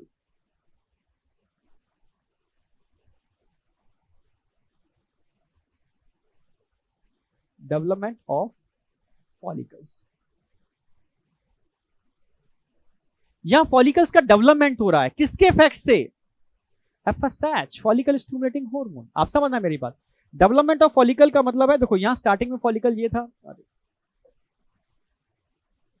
तो ये फॉलिकल था, ये छोटे छोटे फॉलिकल्स थे, ये फॉलिकल्स, ये फॉलिकल्स, ये फॉलिकल्स, ये फॉलिकल्स, ये फॉलिकल्स, ये फॉलिकल्स। ठीक है, जैसे ही फॉलिकल स्टिमुलेटिंग हार्मोन निकलना चालू होता है तो ये फॉलिकल धीरे धीरे बढ़ना चालू हो जाते हैं। इनमें से कुछ फॉलिकल थोड़ा साइज में ज्यादा बड़े हो जाते हैं, समझना। कुछ नॉर्मल साइज के होंगे, एक कोई ना कोई तो फॉलिकल इनमें डोमिनेंट भी होगा, एक बड़ा डोमिनेंट फॉलिकल होगा फॉलिकल स्टिमुलेटिंग हार्मोन की वजह से। जो डोमिनेंट फॉलिकल होगा, बड़ा फॉलिकल होगा, इन सब में सबसे बड़ा फॉलिकल डोमिनेंट।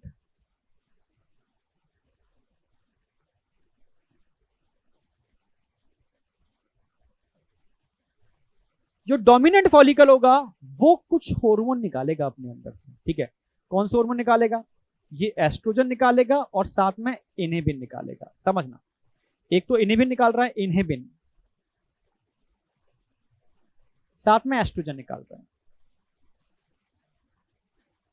बताता फॉलिकुलर सेल से ही एस्ट्रोजन निकलता है, पहले थोड़ी देर पहले बताया था मैंने। ठीक है, क्योंकि देखो एफएसएच फॉलिकल स्टिमुलेटिंग हार्मोन वो तो बस निकलना चालू हो गया, उसके इफेक्ट से फॉलिकल डेवलप होना चालू हो जाएंगे। एक फॉलिकल तो है नहीं, मिलियंस फॉलिकल है ओवरी के अंदर। ठीक है, आप समझ रहे हो, तो फॉलिकल डेवलप होना चालू हो जाएंगे। पर अगर कई फॉलिकल डेवलप एक साथ होते हैं तो एक साथ कई बच्चे, समझ रहे, यूट्रस में डेवलप होना चालू हो जाएंगे। तो नेचर चाहती है कोई एक डेवलप हो, ज्यादा डेवलप ना हो। तो नेचर कंसेप्ट देखो, कई फॉलिकल बढ़ रहे हैं, उनमें जो एक डोमिनेंट फॉलिकल होगा वो इनहिबिन और एस्ट्रोजन रिलीज करेगा, और इनहिबिन क्या काम कर देगा, वो इस एफएसएच के सीक्रेशन को इनहिबिट कर देगा। जैसे कि भाई अब तुम रुक जाओ, जो डोमिनेंट है उसको आगे बढ़ने दो, बाद बाकी को छोड़ दो। आप समझ रहे हो, जिससे जो डोमिनेंट है ये आगे बढ़ेगा, समझ रहे हो, ये कन्वर्ट होगा, जो डोमिनेंट फॉलिकल है ये कन्वर्ट होगा किसके अंदर, ग्राफिन फॉलिकल के अंदर।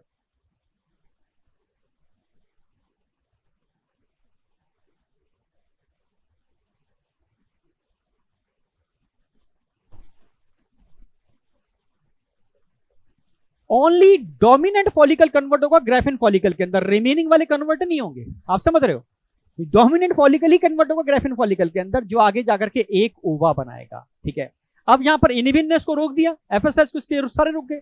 और जो एस्ट्रोजन होगा ये क्या काम करेगा, ये कराएगा थिकनिंग या प्रोलिफरेशन ऑफ एंडोमेट्रियम। क्या काम कराएगा, थिकनिंग या प्रोलिफरेशन ऑफ एंडोमेट्रियम। थिकनिंग बोल सकते हो या प्रोलिफरेशन बोल सकते हो, proliferation of endometrium, thickening of endometrium या प्रोलिफरेशन ऑफ एंडोमेट्रियम। क्लियर है बिल्कुल। यानी यहां पर दो काम हो रहे हैं, एक तो ओवरी के अंदर ग्राफिन फॉलिकल का मैच्योरेशन हो रहा है, अभी डायग्राम में दिखाया था मैंने आपको। ठीक है, कन्वर्जन हो रहा है, साथ में यूट्रस के अंदर एंडोमेट्रियम थिक हो रही है, उसका प्रोलिफरेशन हो रहा है, इसीलिए इसको प्रोलिफरेटिव फेज भी हम बोलते हैं। आप समझ गए ना क्यों बोलते हैं प्रोलिफरेटिव फेज, इसीलिए हम इसको प्रोलिफरेटिव फेज बोलते हैं, क्योंकि यहाँ प्रोलिफरेशन ऑफ एंडोमेट्रियम हो रहा है। इसको हम फॉलिकुलर फेज बोल रहे हैं क्योंकि डेवलपमेंट ऑफ फॉलिकल हो रहा है। ठीक है, तो डेवलपमेंट ऑफ फॉलिकल कहां हो रहा है, ये यूट्रस के अंदर। ये प्रोसेस कहां चल रही है, यूट्रस के अंदर, सॉरी ओवरी के अंदर। ये प्रोसेस कहां चल रही है, यूट्रस के अंदर।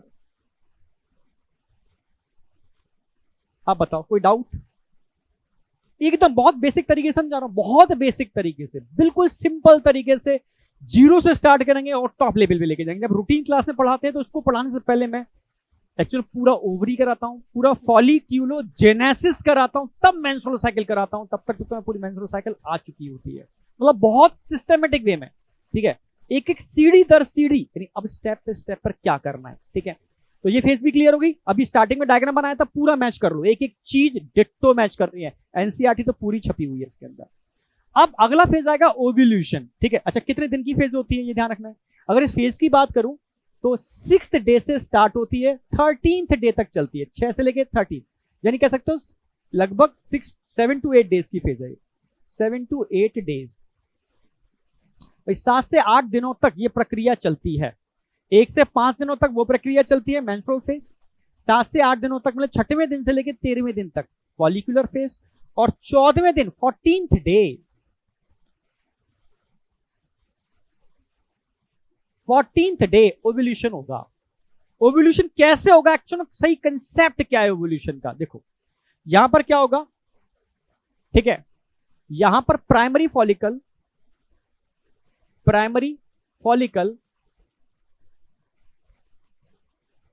कन्वर्ट हो जाएगा ग्राफिन फॉलिकल में।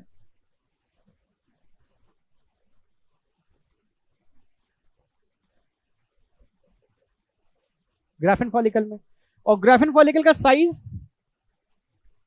इंक्रीज होता है, सबसे बड़ा ग्राफिन फॉलिकल होता है, ठीक है। कन्वर्ट कर कौन रहा है, ये आपको पता ही था, FSH इसमें पार्टिसिपेट कर रहा था फॉलिकुलोजेनेसिस के अंदर। जिस दिन इसका साइज सबसे बड़ा हो जाता है, साइज बढ़ जाता है, समझ लो, और उस दिन क्योंकि इससे निकलता है एस्ट्रोजन,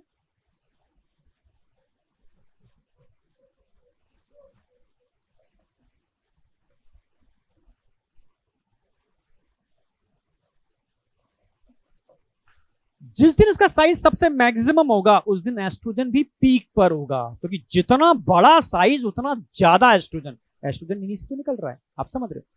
जितना बड़ा साइज ज्यादा होगा उतना ही एस्ट्रोजन ज्यादा निकलेगा। जिस दिन ग्राफिन फॉलिकल एकदम मैच्योर हो जाएगा उस दिन एस्ट्रोजन का लेवल भी सबसे हाई होगा, पीक पर होगा। और जिस दिन एस्ट्रोजन का लेवल पीक पर होगा वो 13th डे, 13वां दिन होता है, 13th डे 13वां दिन होता है जिस दिन एस्ट्रोजन का लेवल पीक पर होता है। समझ रहे हो ना मेरी बात, एस्ट्रोजन एट पीक जरूर पूछी जाती है, एनसीईआरटी के डायग्राम में दे रखी है। जिस दिन ये पीक पर होगा उस दिन घंटी बजेगी, आप समझना, ये ऐसे, ये हाइपोथैलेमस,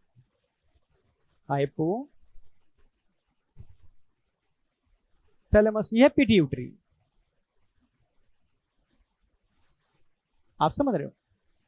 तो अब समझना मेरी बात, यहां अगर हम बात करते हैं तो ये जो एस्ट्रोजन का हाई पीक है, ये पीक दो जगह सिग्नल पहुंचाएगी, एक तो हाइपोथैलेमस को सिग्नल पहुंचाएगी और सेकंड सिग्नल पहुंचाएगी पिट्यूटरी के एंटीरियर लोब को, इसको पहुंचाएगी सिग्नल। इससे क्या फायदा होगा समझना, एक तो पिट्यूटरी के एंटीरियर लोब पर सिग्नल जाएगा तो यहां से निकलना चालू हो जाएगा आपका LH ल्यूटिनाइजिंग हार्मोन, इसके इफेक्ट से, पहला। दूसरा समझने की कोशिश करना, जैसे सिग्नल यहां पर जाएगा ना तो ये रिलीज करेगा एक हार्मोन GnRH, क्योंकि हाइपोथैलेमस से एक ही हार्मोन निकलता है GnRH। यानी इस एस्ट्रोजन ने एक तो हाइपोथैलेमस को स्टिमुलेट किया कि GnRH निकालो, और ये GnRH पिट्यूटरी के एंटीरियर लोब को कहता है कि भाई LH और FSH निकालो, तो ये भी इसके इफेक्ट से भी यहां LH निकलता है, ठीक है, और साथ में FSH निकलता है। भाई GnRH का मतलब है गोनाडोट्रोफिन रिलीजिंग हार्मोन, और गोनाडोट्रोफिन LH और FSH होते हैं, यानी इनडायरेक्टली ये LH और FSH को निकलवा रहा है। यानी LH को निकालने के दो सोर्स हैं, ये तो डायरेक्ट पिट्यूटरी LH को निकाल रही है और एक GnRH के इफेक्ट से भी LH निकल रहा है। इसकी वजह से LH का लेवल बहुत हाई हो जाता है। यहां पर देखो एनसीईआरटी डायग्राम में LH एकदम शार्प पीक बना रहा है, इसको LH सर्ज बोलते हैं। क्या बोलते हैं इसको? LH surge. यहां क्या आती है? LH सर्ज आती है, simple. High peak of LH आती है, FSH की भी पीक आती है, बिल्कुल सही, ठीक है, एट पीक,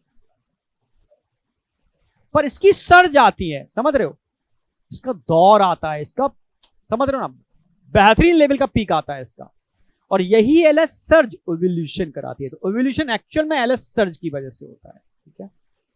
तो इसकी वजह से क्या होगा? ओव्यूलेशन। ये क्या काम कराते हैं कि ओव्यूलेशन।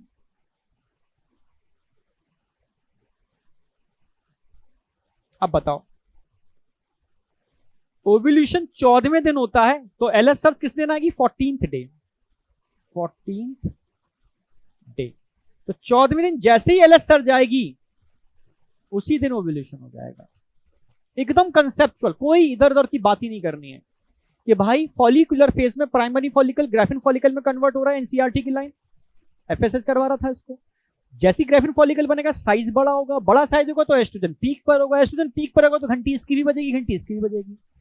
जब हाइपोथैलेमस की घंटी बजेगी तो जीएनआरएच निकलेगा, जिससे एलएचएफएसएच निकलेंगे, और जब डायरेक्ट पिट्यूटरी घंटी बजेगी तो एलएच निकलेगा। तो एलएच का लेवल कंपैरेटिव एफएसएच बहुत ज्यादा होगा, तो इसकी वजह से एलएच सर्ज आएगी, जबकि यहां पीक आएगी, और ये LH surge 14th day ovulation करा देगी, यानी ग्राफिन फॉलिकल फटेगा, सेकेंडरी साइड बाहर। कोई डाउट? अब ये हो गया ओव्यूलेशन, ग्राफिन फॉलिकल रप्चर हो चुका है, जो डायग्राम में दिखाया था मैंने। अब एलएच के इफेक्ट से वो ग्लैंड में कन्वर्ट होगा, कॉर्पस ल्यूटियम, यानी अगली फेज चालू हो जाएगी, ल्यूटियल फेज। कौन सी फेज? Luteal phase. क्यों ल्यूटियल फेज बोल रहे हैं? क्योंकि यहां पर कॉर्पस ल्यूटियम का फॉर्मेशन हो रहा है। सिक्रेटरी फेज क्यों बोल रहे हैं? क्योंकि uterine wall highly secretory glandular हो रही है, इसलिए इसको सिक्रेटरी फेज बोल रहे हैं। ठीक है, तो भाई ल्यूटियल फेज क्यों बोला उसको? क्योंकि यहां क्या हो रहा है? Formation of corpus luteum.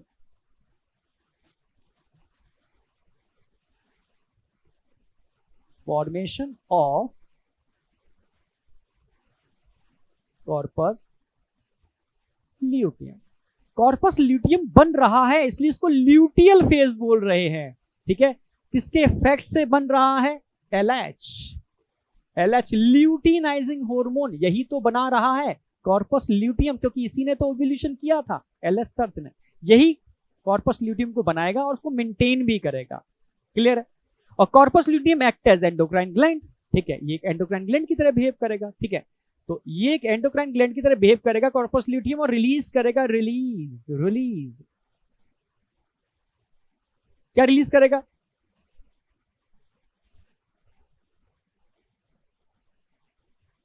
ये कई हार्मोन रिलीज करेगा, जैसे एक तो रिलीज करेगा इनेबिन। इनेबिन, ये इनेबिन एफएसएच के सीक्रेशन को इनहिबिट करेगा। एफएसएच, यानी इस वाली फेज में एफएसएच नहीं निकलता, ये ध्यान रखना। ठीक है, साथ में यहां प्रोजेस्टेरोन निकलेगा, प्रोजेस्टेरोन, यहां एस्ट्रोजन निकलेगा। ये आपको क्लियर ही है भाई, कॉर्पस ल्यूटियम एंडोक्राइन ग्लैंड की तरह बिहेव करेगा, जो प्रोजेस्टेरोन एस्ट्रोजन को रिलीज करेगा। डायग्राम में भी दिखाया था मैंने। और प्रोजेस्टेरोन क्या काम करता है? प्रोजेस्टेरोन एंडोमेट्रियम को मेंटेन करता है, और एस्ट्रोजन क्या काम करता है? उसकी थिकनिंग को फर्दर। अगर थिकनिंग लिख करके आता है तो बिफोर ओव्यूलेशन, फर्दर थिकनिंग लिख के आता है तो आफ्टर ओव्यूलेशन एस्ट्रोजन करेगा। दोनों में करेगा एस्ट्रोजन, एक बिफोर ओव्यूलेशन और एक आफ्टर ओव्यूलेशन। इस टाइप के कंसेप्चुअल क्वेश्चन बन सकते हैं। ठीक है, समझ है मेरी बात? तो भाई प्रोजेस्टेरोन क्या काम कर रहा है? इसके इफेक्ट से क्या होगा? एंडो मेंटेन करता है, मेंटेन एंडोमेट्रियम।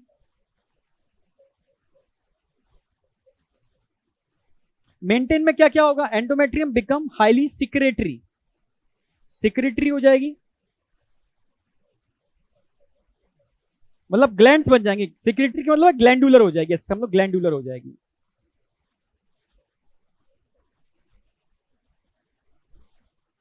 मतलब एंडोमेट्रियम ग्लैंड की तरह बिहेव करेगी और फ्लूइड निकालेगी यूट्रस के अंदर। इसको यूट्राइन मिल्क बोलते हैं, जिसमें वो धीरे धीरे आते नहीं, ब्लास्टोसिस्ट आता है और इम्प्लांट करता है। ठीक है, उसको न्यूट्रिशन रिक्वायर्ड होता है, तो इसी ग्लैंडुलर से जो फ्लूइड निकलता है, मिल्की फ्लूइड, उससे उसको न्यूट्रिशन मिलता है। आप समझो, ग्लाइकोजन रिच होता है वो फ्लूइड। ठीक है, तो सिक्रेटरी ग्लैंडुलर हो जाएगी एंडोमेट्रियम, इसी की वजह से हाईली वेस्कुलर हो जाएगी, हाईली वेस्कुलर।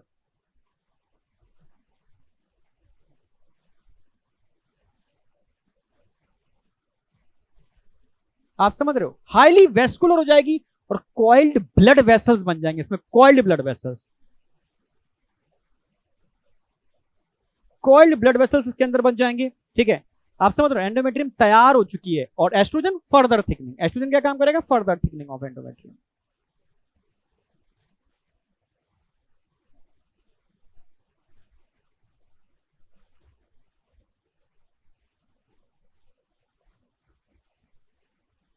थिकनिंग बोल सकते हो, प्रोलिफरेशन, थिकनिंग ही बोलो। ठीक है, सिक्रेटरी फेज या ठीक है, further thickening of endometrium.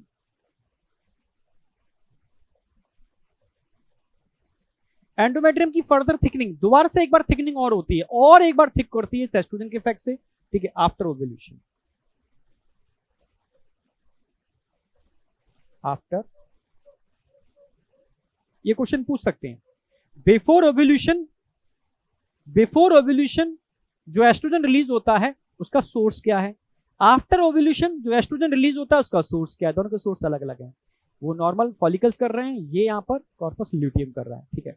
Before ovulation thickening कराता है, आफ्टर ओव्यूलेशन फर्दर, फिर से एक बार और फर्दर थिकनिंग कराता है, ठीक है। डायग्राम में मैंने सारी चीजें ऐड कर दी थी, उसी चीज को यहाँ रिप्रेजेंट कर दिया कंसेप्चुअल, ठीक है। जब तक ये फेज चलती है इनिबिन हार्मोन निकलता रहता है और इनिबिन हार्मोन एफएसएच के लेवल को बढ़ने नहीं देता, और यहाँ पर फेज के एंड पर आते आते आते आते एलएच भी डाउन हो जाता है, और जैसे ही एलएच डाउन होता है corpus luteum degenerate. At the end of this phase LH down होता है और कॉर्पस ल्यूटियम डीजेनरेट कर जाता है, ठीक है। तो लास्ट में आप लिख सकते हो, ठीक है, at the end of luteal phase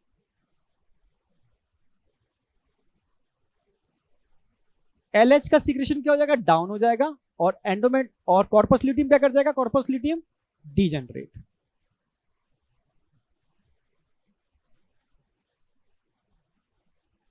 और इसके डीजेनरेट होते ही, इसके डीजेनरेट होते ही एंडोमेट्रियम फिर से ब्रेक होना चालू हो जाती है, यानी अगेन मेंस्ट्रुअल फेज चालू हो जाती है। एक एक चीज इंटरकनेक्ट हो रही है, एक एक चीज इंटरकनेक्ट हो रही है, आप समझ रहे हो।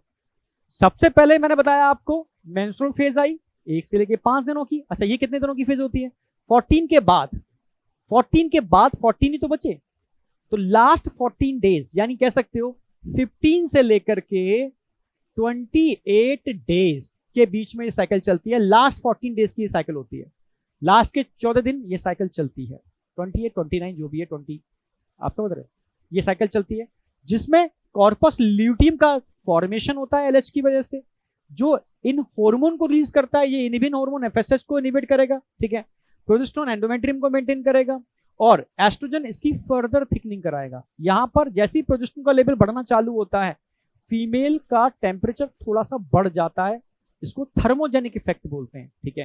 यानी अगर फीमेल का टेम्परेचर कुछ डिग्री फ़ारेनहाइट बढ़ा हुआ है, उसको फील होता है, तो समझ लो प्रोजेस्टेरोन का लेवल बढ़ गया, मतलब ओव्यूलेशन हो चुका है, ये इंडिकेटर है ओव्यूलेशन का।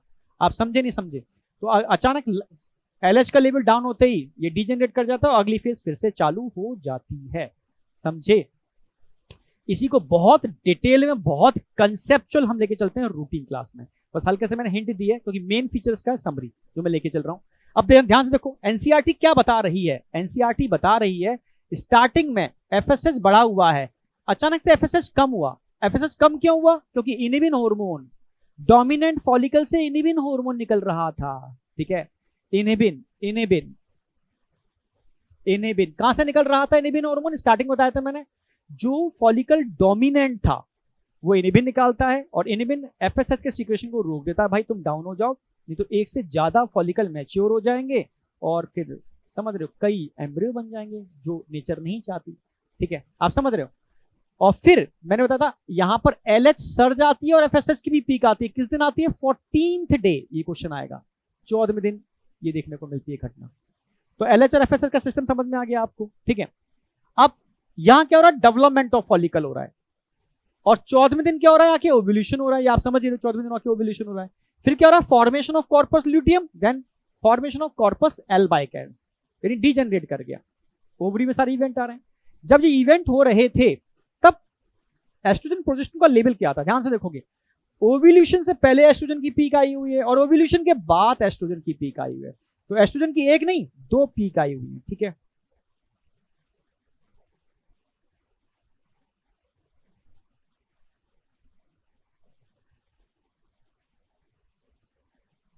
एक तो एस्ट्रोजन की पीक आ रही है बिफोर ओव्यूलेशन,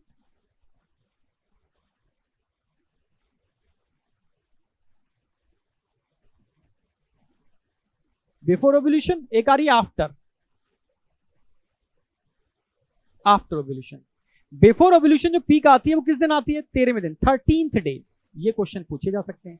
आफ्टर ओव्यूलेशन जो पीक आती है कब आती है, आप बोलोगे आफ्टर ओव्यूलेशन जो पीक आएगी वो 23rd से 25th डे, आप समझ रहे हो। तो ये कंसेप्चुअल चीजें आती हैं, ठीक है। यहाँ 23rd से 25th डे पीक आती है, एक पहले आती है। अगर मैं प्रोजेस्टेरोन की बात करूं तो प्रोजेस्टेरोन की जो पीक दिख रही है आपको, प्रोजेस्टेरोन की सिर्फ एक ही पीक आ रही है,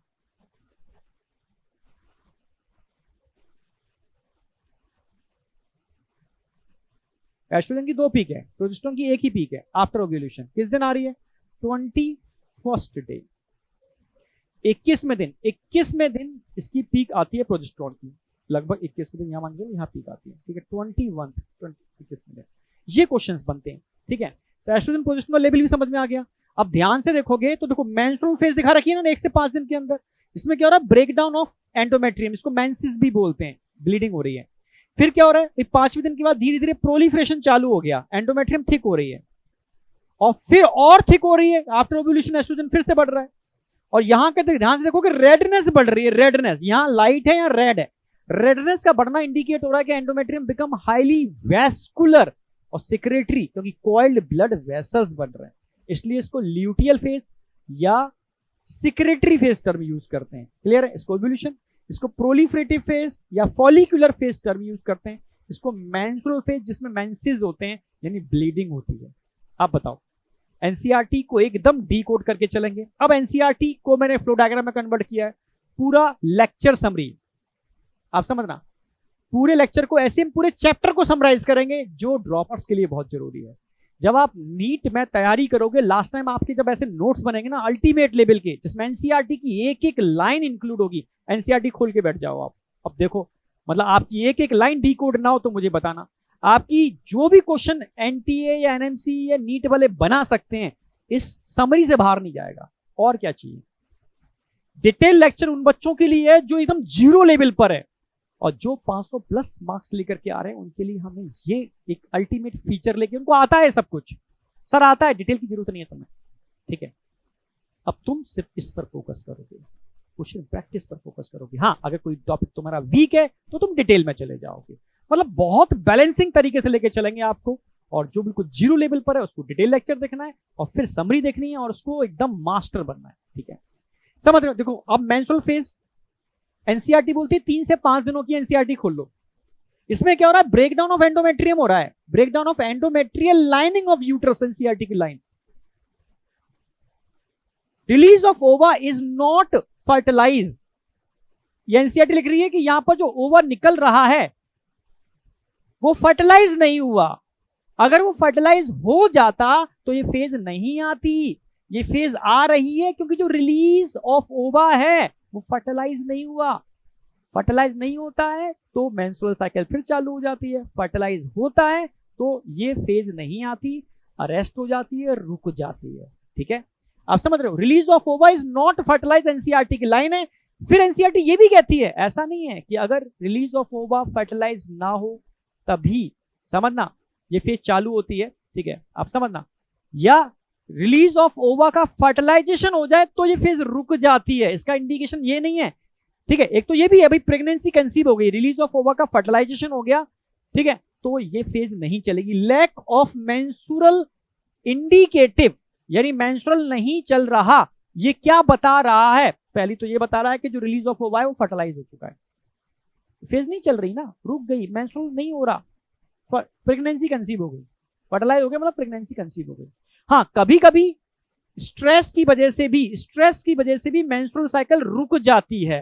हाँ, पुअर हेल्थ, किसी को एनीमिया हो गया, पुअर हेल्थ हो गई, तो उनके केस में भी मेंस्ट्रुअल साइकिल रुक जाती है, ठीक है। और भी कारण है, ऐसा ही नहीं कि प्रेगनेंसी कंसीव होने पर ही रुकती है। ये एनसीईआरटी की लाइंस है, यहां को नीट का क्वेश्चन बनता है, और नीट में आप क्वेश्चन आएगा एनसीईआरटी की इस लाइन से, और बच्चा बहुत कंफ्यूज होता है कि menstrual phase followed bye follicular phase, यानी मेंस्ट्रुअल फेज आगे जाकर के फॉलिकुलर फेज को फॉलो करती है। आप समझ रहे हो? यानी अगला फॉलिकुलर फेज, या कह सकते हो फॉलिकुलर फेज मेंस्ट्रुअल फेज के बाद चालू हो जाती है। ये कोई लाइन डायरेक्टली एनसीईआरटी की आती है, तो एनसीईआरटी की सारी लाइन मैंने डिकोड कर दी है। इसके अंदर सारे हार्मोन का लेवल डाउन होता है, जगह नहीं थी बता दे रहा हूं, जो मैं आगे नोट समझ दूंगा, ठीक है। सारे हार्मोन का लेवल डाउन होता है एक्सेप्ट प्रोस्टाग्लैंडिन, उसका लेवल बढ़ा हुआ होता है। ये समरी है। अगर मैं फॉलिकुलर फेज की बात करता हूं, जिसको प्रोलिफरेटिव फेज भी बोलते हैं, ठीक है, 6 से लेके 13 यानी 6 to 13 डेज की होती है, टोटल 7 से 8 दिनों की फेज है। यहां से क्वेश्चन बन जाता है। यहां क्या हो रहा है? डेवलपमेंट ऑफ फॉलिकल हो रहा है, यानी प्राइमरी फॉलिकल कन्वर्ट हो रहा है ग्राफिन फॉलिकल के अंदर, मैच्योर ग्राफिन फॉलिकल के अंदर। आप समझ रहे हो? इसीलिए इसको फॉलिकुलर फेज बोलते हैं। क्लियर? प्रोलिफरेटिव फेज क्यों बोल रहे हैं? क्योंकि यहां रीजनरेशन या प्रोलिफरेशन ऑफ एंडोमेट्रियम हो रहा है, क्योंकि जैसे फॉलिकल का डेवलपमेंट होगा एस्ट्रोजन का लेवल बढ़ेगा, और जैसे जैसे एस्ट्रोजन का लेवल बढ़ेगा वैसे वैसे रीजनरेशन या प्रोलिफरेशन ऑफ एंडोमेट्रियम होगा। हार्मोन की बात करते हैं, LH FSH बढ़े हुए होंगे पर धीरे धीरे ग्रेजुअली बढ़ रहे होंगे, ग्रेजुअली बढ़ रहे होंगे, पर FSH आगे जाके डाउन होता है, वो मैंने समझा दिया कारण क्या है। एस्ट्रोजन का लेवल धीरे धीरे बढ़ेगा और यही एस्ट्रोजन आगे जाकर के ओव्यूलेशन या ओव्यूलेटरी फेज के लिए रिस्पॉन्सिबल होगा। तो एस्ट्रोजन का लेवल किस दिन हाई होगा? 13th डे, 13वें दिन। 13th डे जिस दिन एस्ट्रोजन का लेवल हाई होगा तो 14वें दिन क्या कर देगा, ये LH सर्ज क्रिएट करेगा जिसकी वजह से ओव्यूलेशन होगा। यानी इस दिन LH और FSH पीक पर होंगे 14वें दिन और ओव्यूलेशन हो जाएगा। अब एनसीईआरटी लिखती है कि ovulation followed by luteal phase. आप समझ रहे हो? तो अब ovulation followed by luteal phase, clear? बिल्कुल।